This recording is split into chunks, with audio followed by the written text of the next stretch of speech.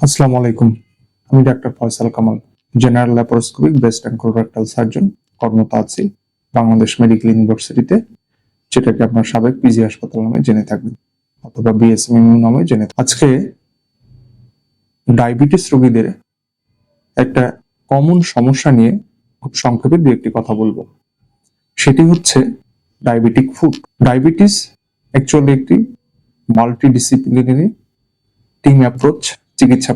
এটা অনেকগুলো বিশেষজ্ঞের সমন্বয়ে এই ডায়াবেটিস রোগীদের চিকিৎসা করা হয়ে থাকে। দেখা যায় ডায়াবেটিস রোগী যাদের অনেকদিন যাবত আছে এবং যেসব রোগীদের ডায়াবেটিস আনকন্ট্রোলড, মানে নিয়মিত কন্ট্রোল হয় না, এবং এমনকি যারা নিয়মিত পরীক্ষা নিরীক্ষার মাধ্যমে ডায়াবেটিসটা নিয়ন্ত্রণে রাখছেন না, তাদের ক্ষেত্রে বিভিন্ন ধরনের সমস্যা দেখা দিতে পারে।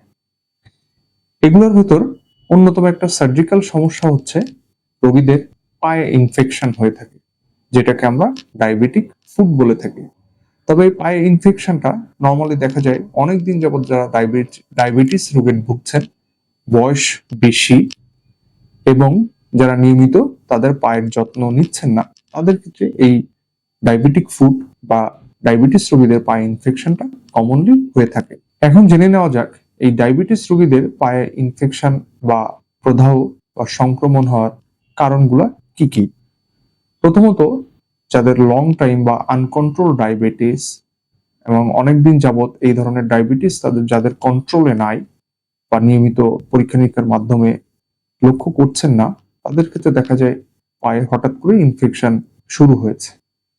এই ইনফেকশনগুলো নর্মালি দেখা যায় পায়ে বিভিন্ন রকম আমাদের যে শিরা উপশিরা বা রক্তনালী আছে, এগুলোর ভেতরে সরু হয়ে যাওয়ার কারণে হয়। এখানে অনেক সময় অ্যাথেরোমাটাস প্লাক জমে এটা হয়ে থাকে, অথবা আমাদের পায়ে যে স্নায়ু, এই স্নায়ুগুলার সংক্রমণের ফলে এগুলা দেখা যায় স্নায়ুর যে অনুভূতি এগুলো কমে যায়, তখন দেখা যায় ডায়াবেটিসের পরে পায়ে প্রদাহ বা সংক্রমণ হতে পারে। এছাড়া এই সংক্রমণগুলা বা ইনফেকশনগুলো নর্মালি দেখা যায় হঠাৎ করে কোনো আঘাত পেয়েছে পেশেন্ট বা রোগী, সেক্ষেত্রে এই ইনফেকশনটা শুরু হয়। এমনকি সঠিক বা পর্যাপ্ত প্রিকুয়েশন না মানার ফলে যখন হাঁটাচলা করা হয়, এমনকি যেসব জুতা ব্যবহার করা হয় যেগুলো পায়ে ঘর্ষণের ফলে বিভিন্ন ইনফ্লামেশন বা সংক্রমণ তৈরি করতে পারে, সেগুলোর ক্ষেত্রেও পায়ে এই ডায়াবেটিসের কারণে ইনফেকশন হতে পারে।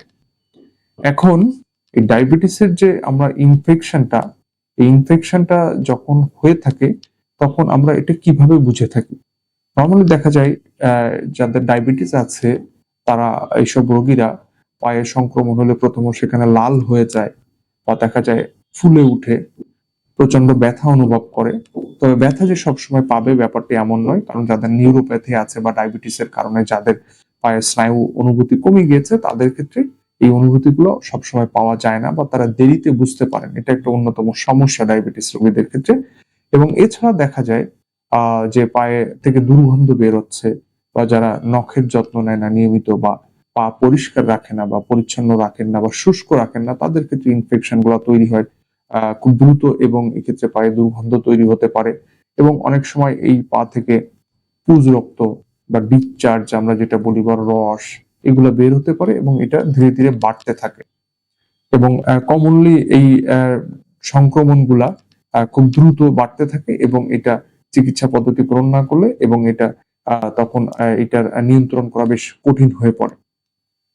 এখন আসা যাক এই ডায়াবেটিস রোগীদের যে আমরা পায়ে ইনফেকশন হলো, এই ইনফেকশন হওয়ার পরে আমাদের আসলে করণীয়টা কি, এটি সবচেয়ে গুরুত্বপূর্ণ বিষয়। এটা আসলে একজন চিকিৎসকের পরামর্শ নেওয়া অতীব জরুরি, কারণ ডায়াবেটিস রোগীদের নিয়মিত ভিত্তিতে চিকিৎসকের পরামর্শে থাকা উচিত। কারণ আপনি যদি সঠিক সময়ে সঠিকভাবে আপনার ডায়াবেটিসটা নিয়ন্ত্রণ না করতে পারেন, তাহলে এটি আপনাকে ভবিষ্যতে অনেকভাবে ভোগাতে পারে। এটা সবচেয়ে বড় একটা সমস্যা, এই যে ইনফেকশন। এই ইনফেকশনটা দ্রুত প্রোগ্রেসের মাধ্যমে দেখা যায় আমাদের কাছে যখন পেশেন্ট আসে অ্যাকচুয়ালি, তখন দেখা যায় যে পায়ে অনেকটা ইনফেকশন হয়ে গিয়েছে এবং পচন ধরেছে পায়ে, এরকম হয়ে থাকে। এবং পেশেন্টরা আসলে রোগীরা খুব দ্রুত প্রথম দিকে এটা খুব ইগনোর করে, কিন্তু পরবর্তীতে যখন দেখা যায় এটা খুব হিতে বিপরীত হচ্ছে, তখন আমাদের কাছে আসে, বাট এটা খুব আসলে দেরিতে আসে। আমরা এজন্য চাই ডায়াবেটিস রোগীরা যেন আমাদের কাছে খুব দ্রুত আসুন এবং কোনো ধরনের ইনফেকশনের সম্ভাবনা বা প্রবণতা দেখা দিলে দ্রুত চিকিৎসকের পরামর্শ নিন। একজন এন্ডোক্রাইনোলজিস্টের পরামর্শে আমাদের ডায়াবেটিস রোগীরা তাদের ডায়াবেটিসটা নিয়ন্ত্রণ করতে পারে, এবং আমাদের সার্জিক্যাল চিকিৎসার ক্ষেত্রে আমরা যেটা বলে থাকি, কোন ধরনের ইনফেকশন হলে আমরা এটার ম্যানেজমেন্ট করে থাকি। যেমন আমরা যদি কোনো অংশ নষ্ট হয়ে যায় বা পচে যায়, সেটা আমরা ফেলে দিই, আমরা ড্রেসিং করি, আমরা প্রয়োজনীয় ওখান থেকে স্যাম্পল নিয়ে সেটা পরীক্ষা করে দেখি কি ধরনের জীবাণু এখানে সংক্রমণ হয়েছে, তখন সেই ধরনের অ্যান্টিবায়োটিক আমরা প্রয়োগ করে থাকি।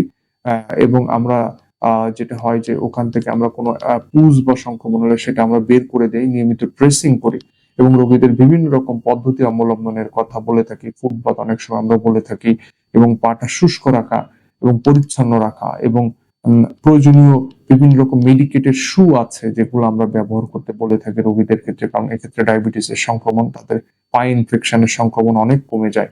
কারণ প্রয়োজনীয় ব্যবস্থা না গ্রহণ করলে ডায়াবেটিস রোগীদের যে সংক্রমণ কতটা ভয়ানক হতে পারে সেটা আমরা আসলে খুব নিয়মিত ভিত্তিতে এটা অভিজ্ঞতা অর্জন করছে। এই জন্য এই বিষয়ে আপনাদের সতর্ক করাটা আমাদের খুব প্রয়োজন, এবং আপনাদের সতর্ক থাকাটাও খুব প্রয়োজন।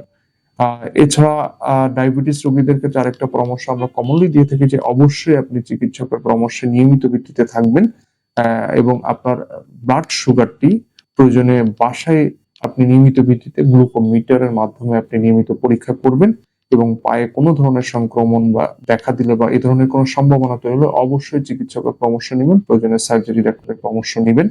এবং এক্ষেত্রে কোনো অবহেলা নয়, কারণ অনেক সময় এই সংক্রমণ এমন পর্যায়ে চলে যায় যে আমাদের অনেক সময় পা হারানোর সম্ভাবনা তৈরি হয়, এবং আমাদের অনেক সময় আঙ্গুল এমনকি পায়ের কোনো অংশ কেটেও ফেলার প্রয়োজন হতে পারে। সো খুব দ্রুত যদি আমরা এগুলোর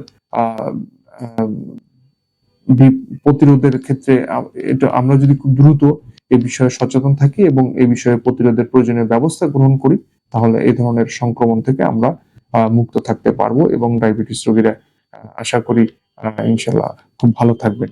ধন্যবাদ সবাইকে। আসসালামু আলাইকুম।